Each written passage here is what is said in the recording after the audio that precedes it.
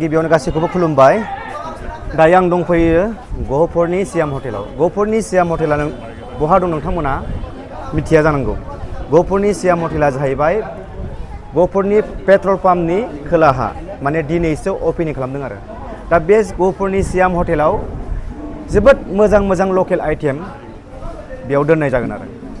नोंथांमोना मिथिगौ खम बेसेनावनो मात्र जोंहा जि जानाय आदार ओंखाम ओंख्रि अमाजों दाउजों नों जिखि लकेल आइटेम जाया मात्र 120 थाखाल', माने 120 मात्र 120 थाखायावनो नोंथांमोना नैबे सियाम हटेलाव फैनानै खम बेसेनावनो नोंथांमोना गावनि जानाय आदारखौ जाफैनो हागोन, साहा लोंनो हागोन।